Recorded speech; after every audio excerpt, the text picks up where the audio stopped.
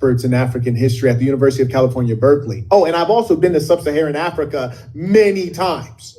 How many times have you been to sub-Saharan Africa? No, I ain't been, but guess what? I got a lot of books back here. Now stop talking real quick. That's my whole point about you kind of people. You've never even stepped foot on the African continent, but you're an expert on African matriarchy. You've never studied under a proper scholar. No, it's not your turn right now. You've never studied under a proper scholar, but somehow you know so much. The worst thing about your personality type is you're a true narcissist. You're arrogant. You've never even been to Africa, but you got so much knowledge about these African matriarchies. You ain't even stepped foot on the continent, but you're an expert. You have not studied under any major African studies scholar, and you're not one of them because you just barely almost completed a bachelor's at age 38.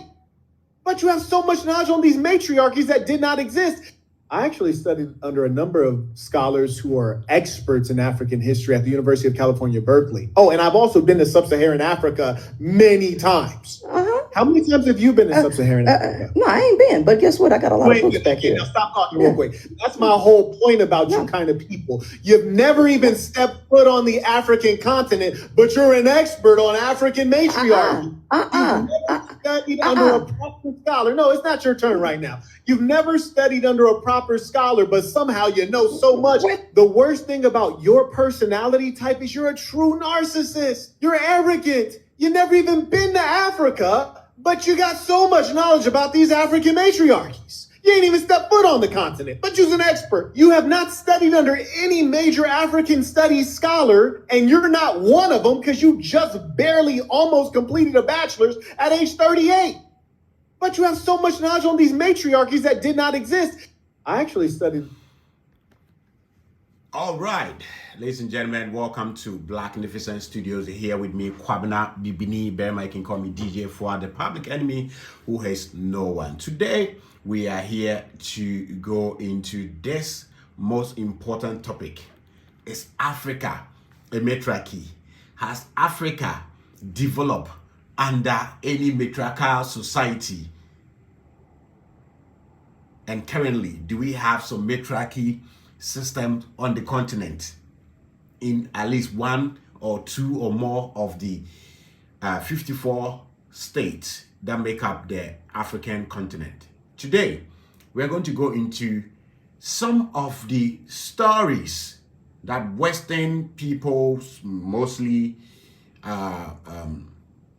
liberal people, come to Africa and then do documentary and classify it as matriarchy, and also some Ghanaian stories and other West African stories that they claim it represent matriarchy. Today, we are going to know the difference between matriarchy and matrilineal lineage, where if somebody dies, if a man dies, the one that succeed them, the one that take over their properties, goes through the female lineage. That is not matriarchy. It is just a group of people, especially in Ghana, the Ashantis, passing on a man's property, his estate, to his nephews and nieces instead of his sons and daughters. And even in 2024, that thing is illegal in Ghana. So we have a lot to unpack today. So shout out to the man with his channel, The Saint and the Sinners, Makwet. I love that brother. He's doing a good job exposing this woman. I've done some videos on her already, and I'll be doing more. She's the one she's one of those spreading this lies and narrative that Africa is matriarchy, and therefore, I don't know what, when they say Africa is matriarchy, I don't know what they want the Americans to do and the rest of the world to do. Are they saying that Africa is matriarchy, so Americans should practice matriarchy?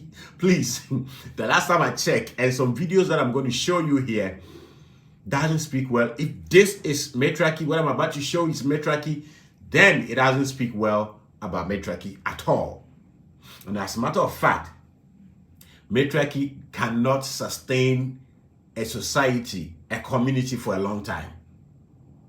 If even if it does, progress will be impaired. You understand? So let's go into it. So first of all, let me show you a video that some of the Western people used to refer to as matriarchy happening in Africa first, and then we'll come back and then find out what exactly, for example, in Ghana, in the Ashanti Kingdom, what a lot of Westerners and most feminists and some Black American men and women want to refer to as matriarchy in Ghana as well. You understand? So we are going to go into that. So let's watch this video. This video was produced by Nas Daily. So Nas Daily, shout out to you right there. So let's go into it. And brothers and sisters, let's look at this. This definitely is not matriarchy. Well, it is a society where only women live there, but not only women. There's a longer version of this video that was produced by Vice. You can go on YouTube and watch that one, and you get to know that even this group of women who have gone there under the problem of FGM, female genital mutilation, which is a big problem, a real problem that needs to be looked at. They actually allow men to come to help them do some work that demands men's strength, and also to mate them. So even if this is a matriarchy, which if this is matriarchy, then matriarchy is not something attractive, they still need men to thrive and survive. Just like even under patriarchy, we need women to survive. But patriarchy has consistently and over a long period of time shown to be the only way out to protect everyone. So let's watch this video.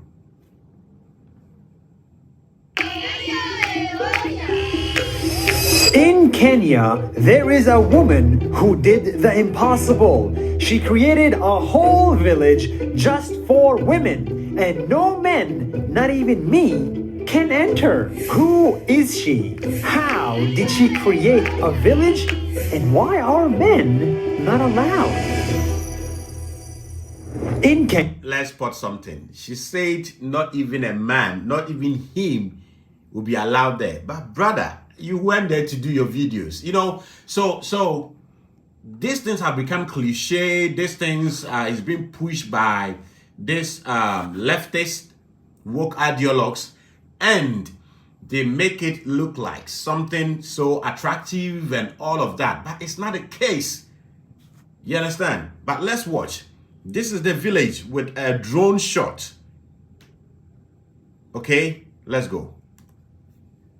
In the middle of the desert is a village called Umuja, and this is where I found Rebecca. So this is Rebecca, the leader of the so-called Matriarchal village in Kenya, in the northern part of Kenya.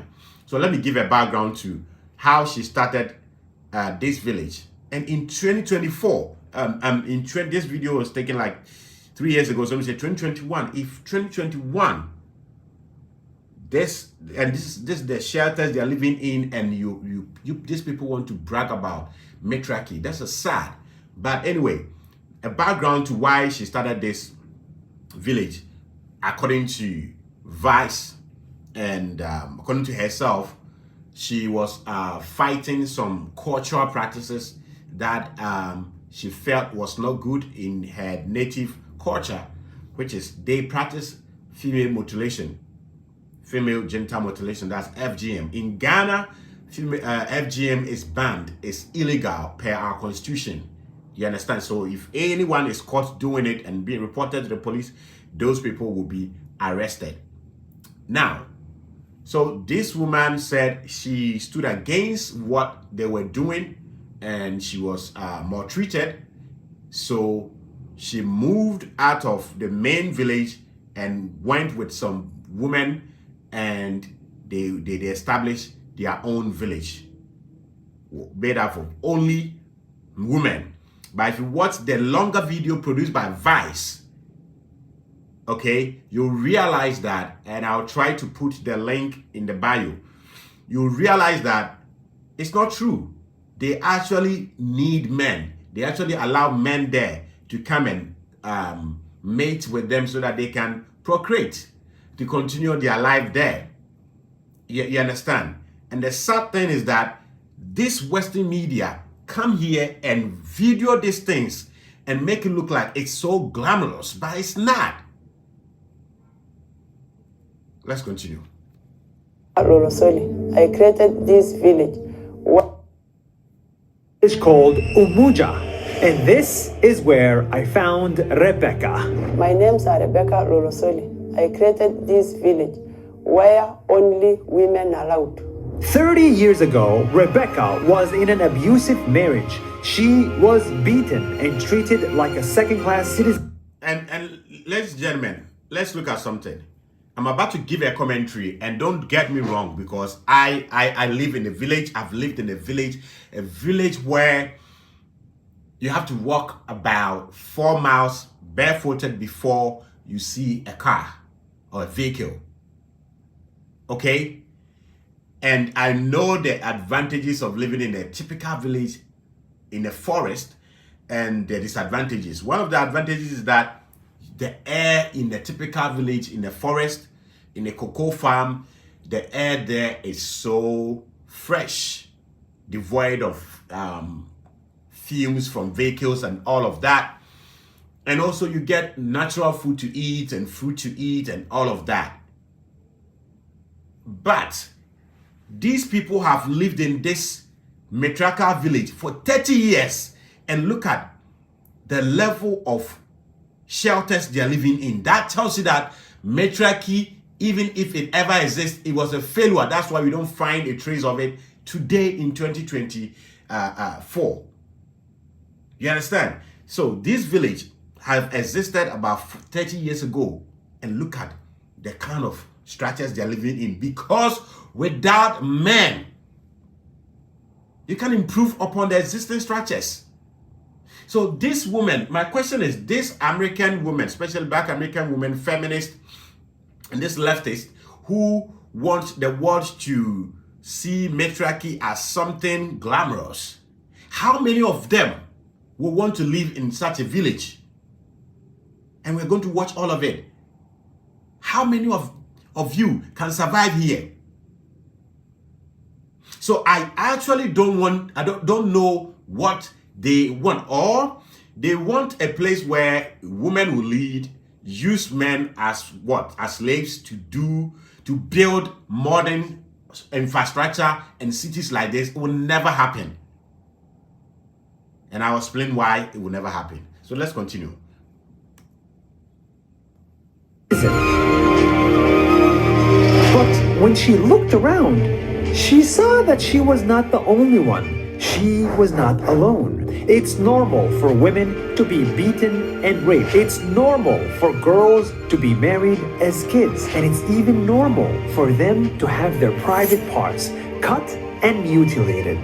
In Samburu culture, it is traditional for a girl to be circumcised when she's ready to be married. It's so normal. Okay, so now let's deal with this one here. In Ghana, where I come from, female genital mutilation is abolished. Some cultures, it's not all over Ghana, it's some cultures in the north.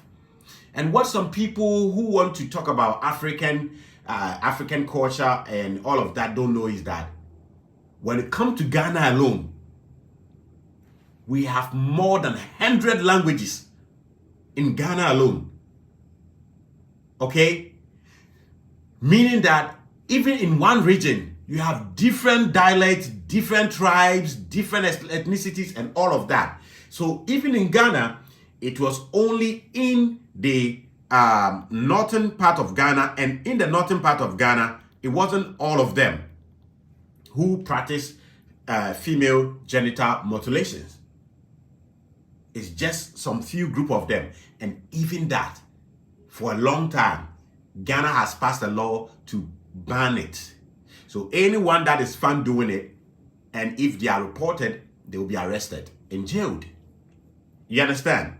Yes. So this woman that had to go and then build this makeshift structures to live in, they need to be looked at. They need attention. Okay, whoever need to talk to the Kenyan government to give them justice, they need to do that. So this woman had to leave their normal society where they live side by side, they live with men, to go and establish this. And after 30 years, this is the structures that they are living in. And when you watch every Western media person that comes there to cover them, they make it look like this is the best thing that has ever happened to the world by a female.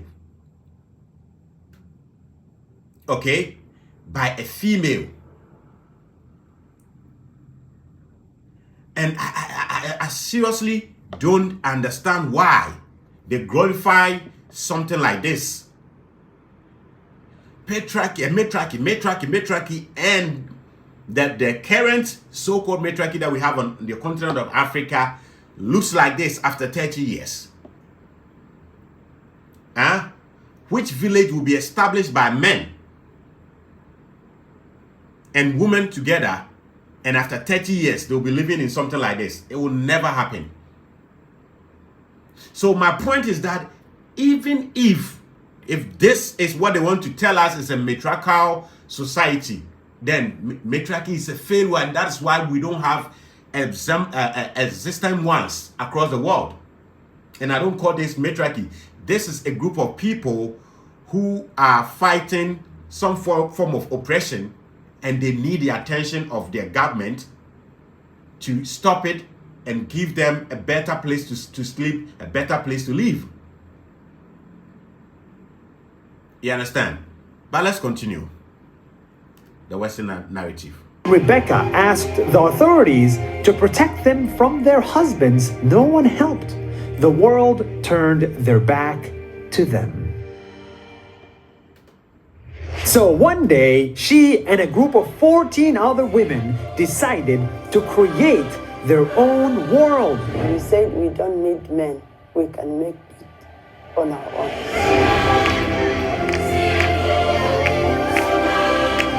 All the men around them thought, how could they possibly make it by themselves? They were women, and women are weak. But Rebecca and her women proved everyone wrong. They picked out a piece of land, called it Umuja, which means unity.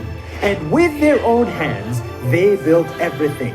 They built huts out of mud and trees. They made jewelry by hand and sold to tourists for money. They even created a school to teach their own children. Tunawafunza wasichana wetu wajitambue kwamba hawa ni wanawake hata bila wanaume. In this village, the women sing, they dance, they raise their children in peace entirely without men's presence in their own little world. No men are allowed to live here, not even their own boyfriends. Vijana wetu wakifika miaka 18 ambayo hata tunatahiri vijana wetu kwa manyata yetu, wakikuwa wakubwa, wakikuwa warani, wanaweza oa kama ataheshimu sheria ya kina mama. At first, some men were jealous, so they set up their own villages nearby to block tourists from coming in. They even got into Umuja and attacked the women.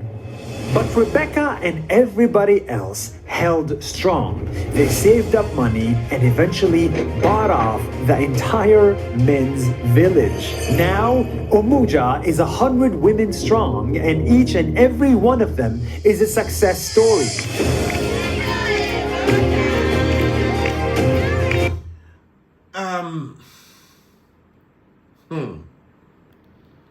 There's a song by a Ghanaian soul musician who lives in America by the name Papa Vesa.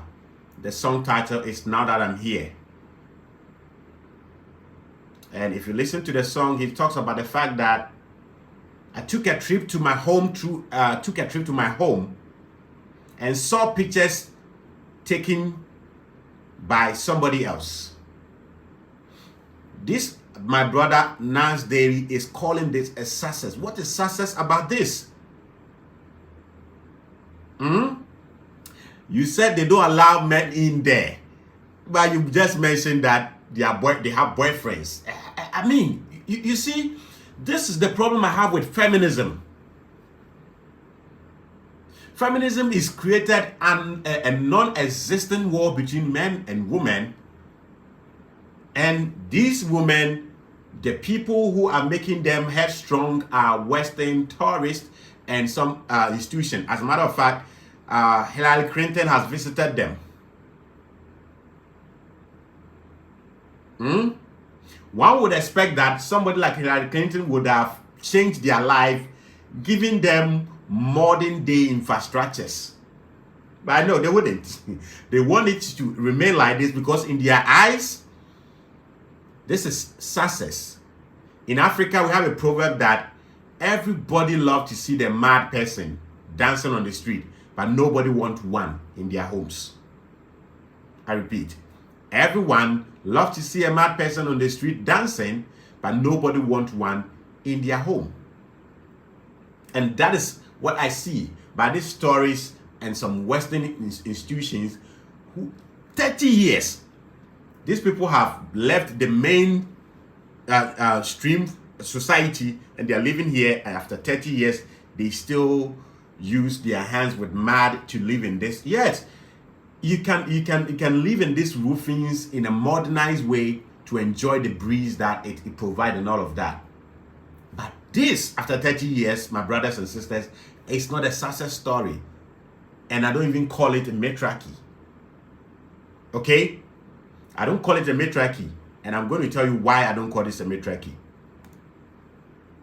This is what happens when women get chances. They succeed. They can build a society. They can lead. They can run businesses. They can thrive. But unfortunately, in most situations, women aren't even given the chance to prove. My brother Daily Nas, this is shameful. This is shameful. Nobody is given the chance if you want to be on your own. And it looks like every day I have to give a couple of proverbs. My personal mentor, Mr. Michael Enoku, I had an issue with someone and he called us to settle the issue.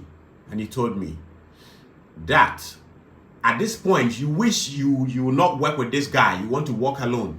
But let me tell you this. If you want to go far, go with people. If you want to go fast, go alone. So when people say they want to go alone, they want to go fast, and they want to go they want to go alone, you don't at the same time tell them that they should be given chances or something. They've taken their chance, and this is the result.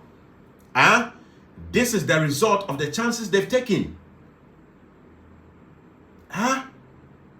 When men want to build their society and let everybody live in, you don't hear men say that somebody should give them the chance. They fight for it and build it. They manipulate society, the environment to create a beautiful habitat for everyone, men, women, children, and everyone. That's why the so-called patriarchy that they don't want to see or hear has built the best infrastructures for all of us. So if there's issue in Africa, if there's issue, we bring elders from different places to come in to settle it. This is a painful situation. If that is the truth that I have so far, my research tells me that they are running away from cultural practices that they think that infringes upon their right as women, and nobody should force it on them.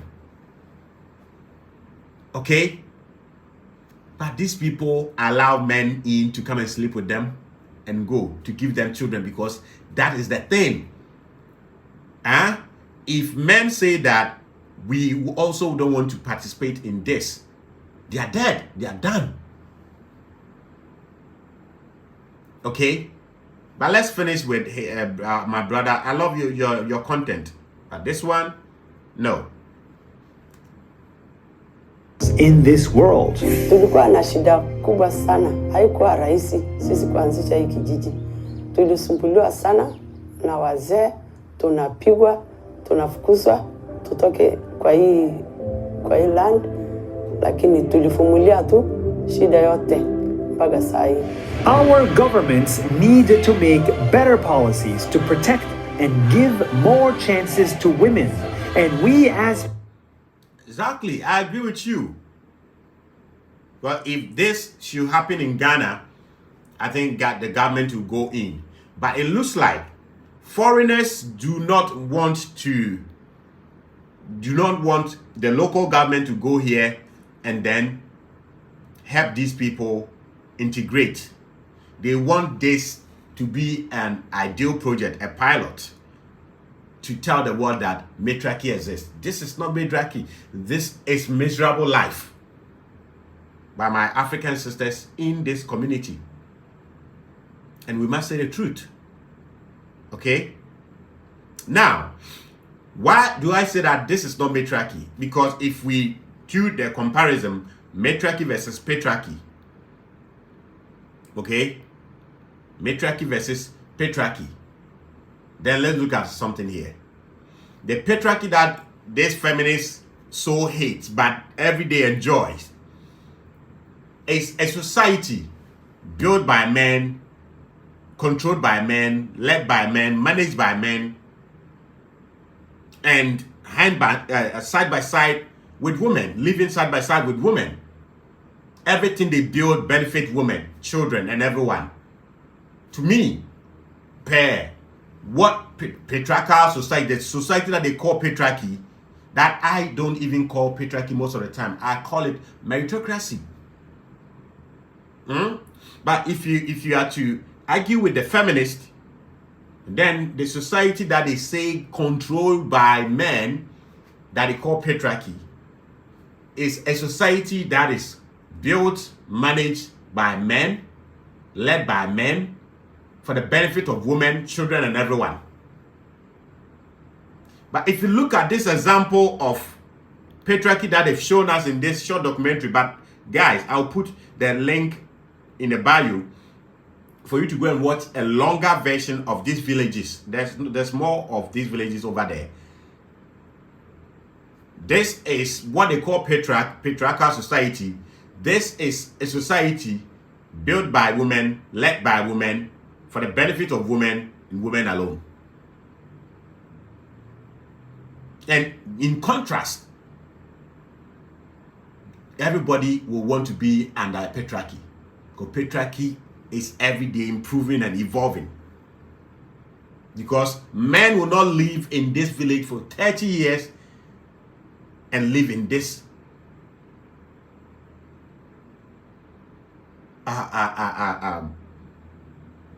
ancient structures.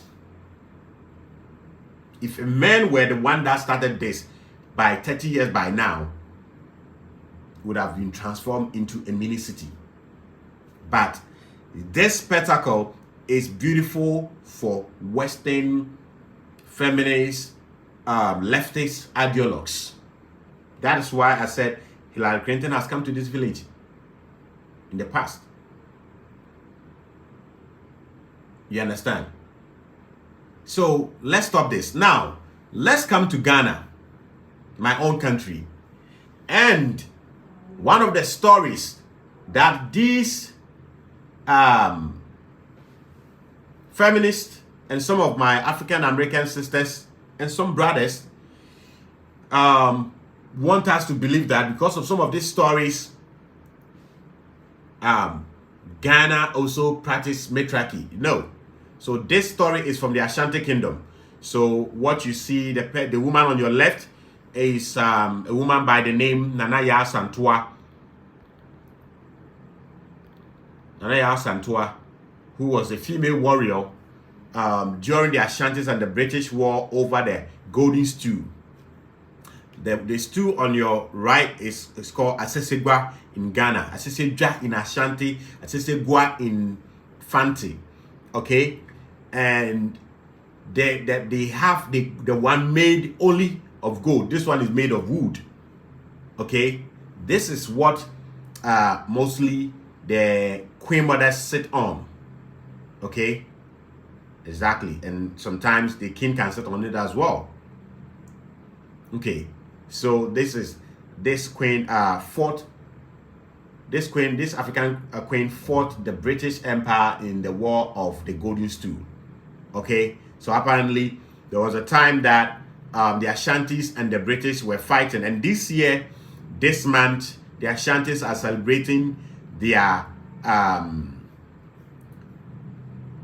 150th anniversary ever since they fought with the British, and the British conquered them and then looted their goods. I'm about to do a video about the Britain returning some of their stolen goods, and they say they are loaning it to the Ashantis. Okay, so let's watch how, and such a spectacle, the first spectacle that you're going to see here, can convince some of our sisters and brothers to say that the Ashantis practice matriarchy. So let's watch.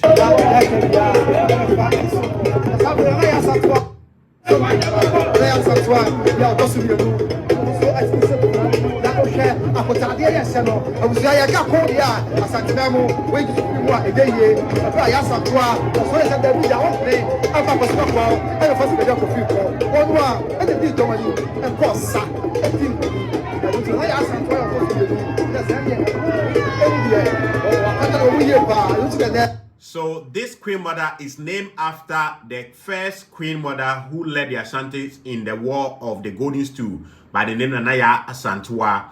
And this queen mother, who is the queen mother of Ejisu today, is named after her. Her title is Nana Asantewaa II. Okay, so let's see here how she's going to display her warrior skills here. All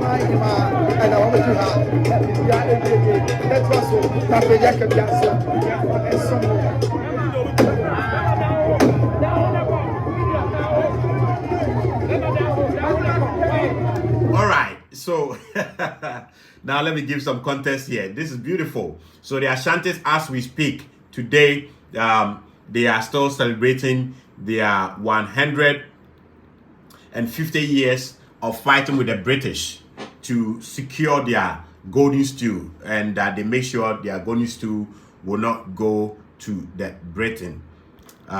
So now, this spectacle, somebody will say it and then say that, come and see how powerful the women are. Yes, they are displaying their power and all of that. But the Ashantis are not matriarchal. The Ashantis only have matriarchal lineage system.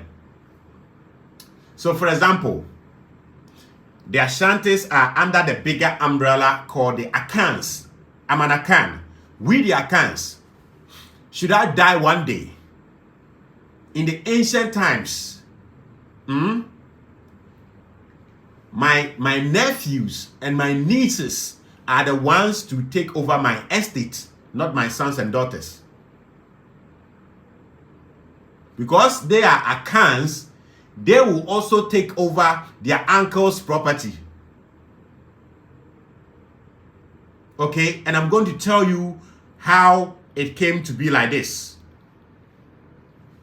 Okay, so in many regions of Ghana, tribes, if a man dies, his estate, his properties go to his sons and daughters. In some cultures in Ghana, the sons will take over, led by the seniors, male among the siblings, and then take over the properties and then make sure that the rest of the siblings, especially the females, benefit from it. Some also, they will share it among themselves. Everybody get their share. But the Ashantis, the lineage used to go through the man's sisters, sons and daughters. How did they get here? The Ashantis were patriarchal when it comes to lineage. Okay, so so let me make it simple. In the Ashanti kingdom, right now, the king of the Ashanti kingdom is the son of the queen mother. I hope it is not too complex. The king of the Ashanti kingdom is the son of the queen mother who just died recently. Okay, so always it is the queen mother's son who will become the king of the Ashanti kingdom. So it is the woman from that royal family who becomes the queen mothers of the Ashanti kingdom, whose sons becomes the king of the Ashanti kingdom.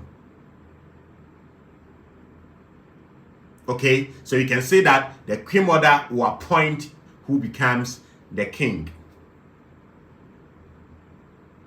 Now, how did they get here? That wasn't the case. It used to be the king's son who becomes the king of the Ashanti kingdom. But a time came and they have to change it. There are so many history and myth and legend as to why today it is the queen mother whose son becomes the king of the kingdom, instead of the king's son becoming this thing. So when the king's son was or used to be the king of the kingdom, they practice patriarchal lineage system. So according to the legend, one that is quite popular, there was this Ashanti king who went to war, and they needed to do a human sacrifice. That's why I call it a myth or a legend. They needed the king. The oracles said that, they prophesied that the king need to sacrifice his son before they can conquer their enemies and win the war. So the king, wanting to win the war, wanted to sacrifice his son. So called the queen his wife. So today, the Ashanti king was 2472 the second. The wife is not the king, the queen of the Ashanti kingdom as we speak today.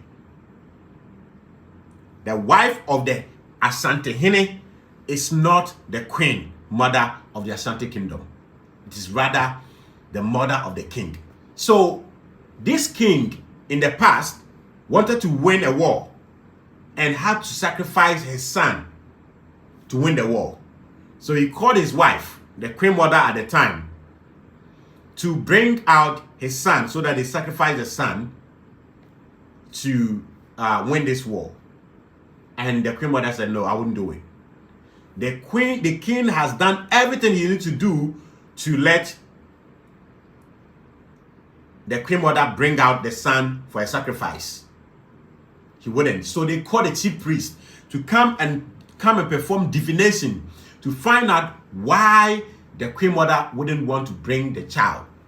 After the chief priest, in Ghana we call them Okonfo, had come to perform his divination, it was revealed that apparently this queen mother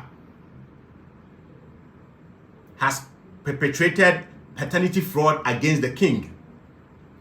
The son is not the blood of the king, and therefore if they sacrifice him, the Ashanti will still lose the war.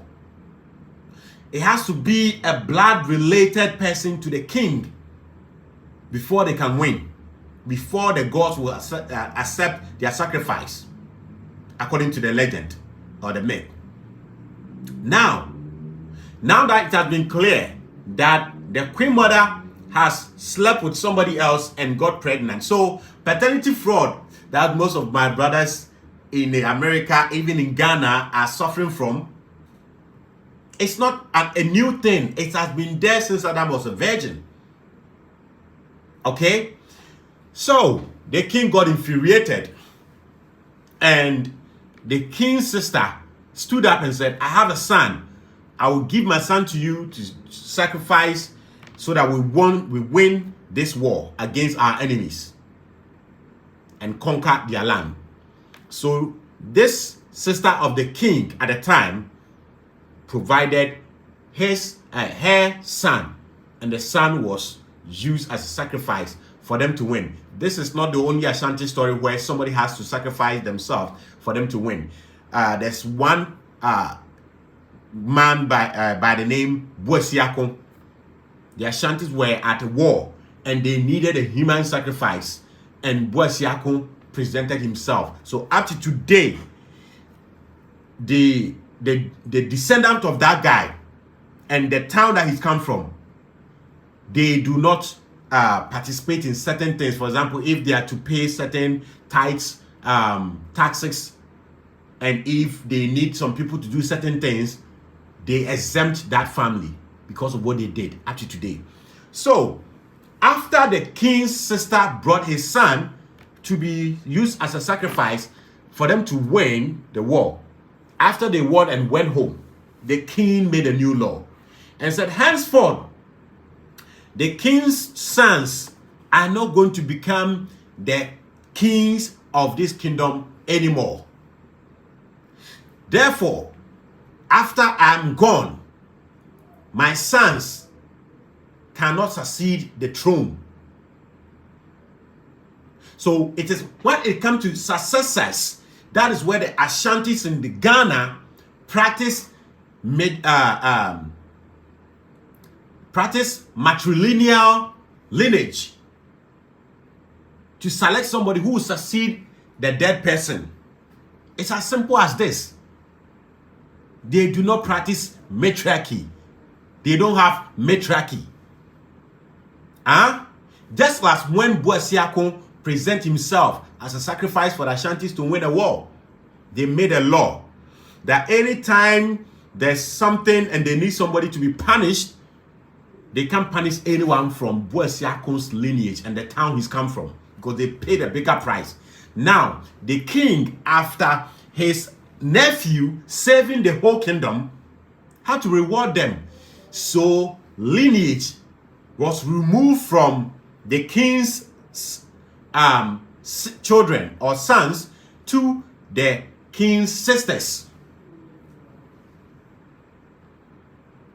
And therefore, now when the Ashanti king dies and they are looking for a successor, they have to go for someone from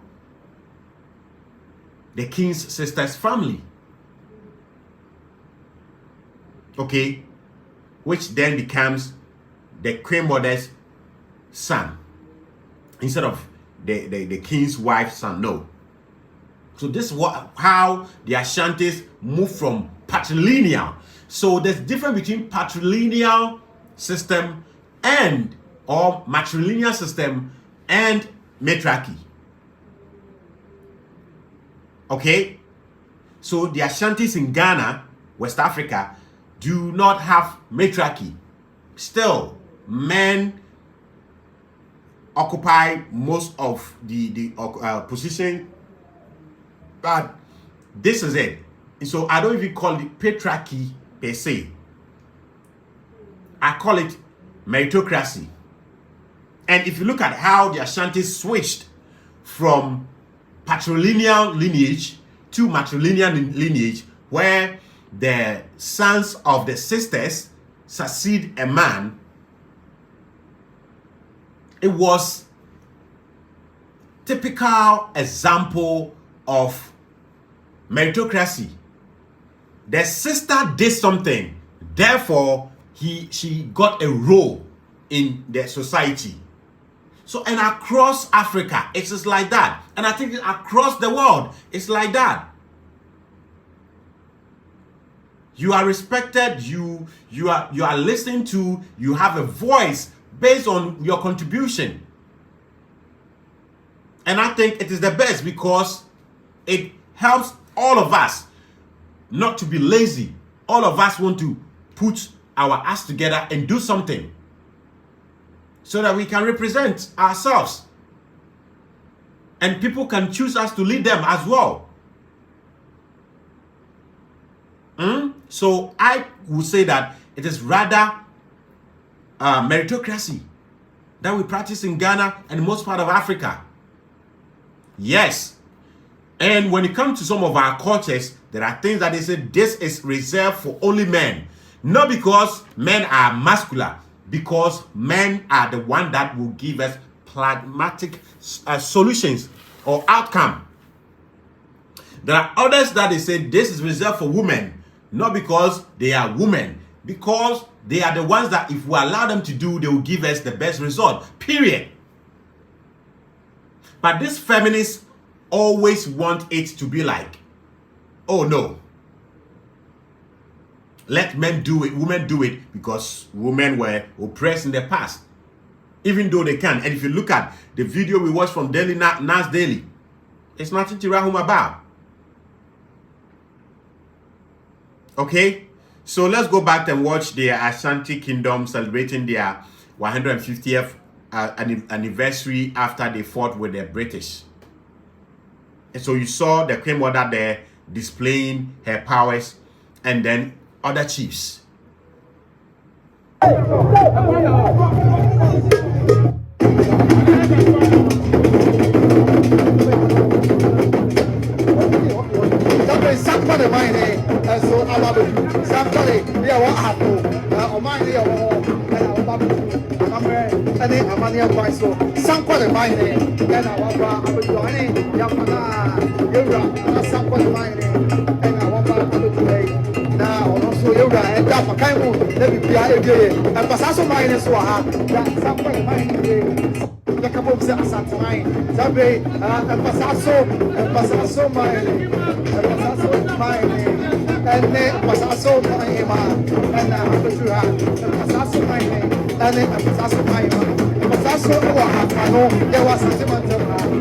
Okay, so now I know those of you who watch this video up to this point will ask the question, why was the woman firing gunshot in the air? I told you, it is all about meritocracy, your merit, and what you stand for, what you represent. This is Queen Mother from a town called Edjuso, where Nanaya Santua, where is she? Let me show her face here. Nanaya Santua led a war with a gun. You can see she holding a gun in her hands. Okay, so this is what they have ever since. This is what the town called Edjuso has come to be known for. Okay, so as they are celebrating their 150th anniversary, which actually a war that Nanaya Santua participated in, it only makes sense. It only makes sense that they will show something that represents their history, because they are celebrating history. So she has to come with a gun, representing herself as a warrior. The other chiefs that you see, okay, may not have a war-like history. So yes, they will come to the palace, the anniversary in their full regalia, but not holding a gun. And it is normal. When they go to their where they are coming from, they may, if they are having their own deba, they may fire gunshot. So everything has a meaning. But somebody will see, oh, they are matriarchy. That is why the Queen Mother was firing gun. No. The person she succeeded and bear her name was a warrior. And because we, in Ghana, in Africa, we deal with meritocracy. When a woman shows that she can fight, we give her the chance to fight. As Daily Nas or Nas Daily was saying in his video, that women should be given the chance and all of that. It's not about giving it. You prove yourself that you can do it, and then the people will support you. So when Yaa Asantewaa here stood up that she can fight, nobody stopped her. She demonstrated the courage and they rallied behind her. And that is how a society should be modeled after. That is how we should live. Not just give people title, make their heads swell. Give unto people what they can handle. And I always say, the reason why I have started a campaign in Ghana, in Africa, to speak about the evils of feminism is that the West tolerated feminism and gave some women certain things that they didn't have the knowledge to use it and manage it. And they've used it to destroy themselves, children, marriage, parenting, and the Western society. And actually, it is affecting some of us here in Africa. Because as the saying goes in Ghana, when America sneezes, we catch cold here. Okay? So in Ghana, in Africa, we give people the chance. Only we allow people to do if they demonstrate that they can do it. It is when this feminist movement started coming into Africa from, especially in Ghana from the 80s, that the idea of give it to them started. And over here, we knew when a group of people cannot do something, but they need to be given something, we give it. Where we know that these people cannot protect themselves, we protect those who can protect them, and they don't protect them in vain. We protect you in respect for compliance. You comply, you respect, you obey, so that those who are protecting you, their life will not be in danger. Because when you're protecting people who do not listen to you, who do not obey you, they can kill themselves and kill you in the process. So that's how it happened. So Africa is not a matriarchy.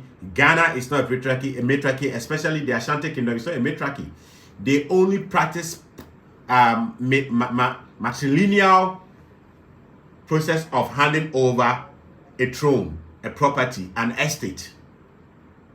But even that, now in the Ashanti region, among their clans, which I am one of them, because of the 1992 Constitution, the Instituted Law 111 in our Constitution, if I die today, my kids are the first people to come for my properties. Just that because of our history, when an Akan man makes it in life and has properties, he makes a will and then allocate a portion, a little portion of it to his nephews. And because the inception of the 1992 Constitution, now everyone makes sure that they do something for their children, because their uncles are not going to give their properties to them as they used to anymore. But there's a strong bond between uncles and nephews and nieces among the Akans and the Ashanti Kingdom. You understand? So once again, it is meritocracy that we practice here. We give you the chance and the support only after you have proven that you can do the thing. Not because you're a woman, not because you're a man. You understand? So, guys, thank you for watching up to this point. If you have not subscribed, do where to subscribe. Like the video, share the video, leave your comment. And if you have any African story or any other story that you want me to react to, you can email me at blacknificentmedia@gmail.com, blacknificentmedia@gmail.com, and we will do justice to it And some of you have shown interest. You want to know how things are done in Africa. And I'll do my best to bring you the fact and not emotions, the fact of the matter, how certain things are done in Ghana. And very soon I will be starting the Global African Conversation, where we used to bring African Americans, Caribbean people, Jamaicans into the studio to discuss cultural differences and all of that. We'll bring it back onto this platform here. And let me say a big shout out to my brother in the state, Medium Man.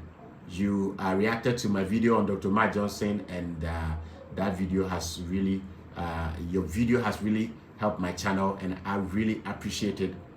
In my life, I see appreciation as the fuel for the human beings to do more for others. When somebody does something for you, show appreciation, and that gingers them to do more in the future. Don't be ungrateful. So I'm so grateful, and I'm grateful to you, all my new subscribers and old subscribers, day one subscribers and new ones. Let's build this channel. Let's use this platform to learn about male and female dynamics. Let's use this platform to learn about Africans on the continent and Africans in the diaspora, and many, many more. My name is Kwabena Bibini Berima. You can call me DJ Fuad, the public enemy who hates no one.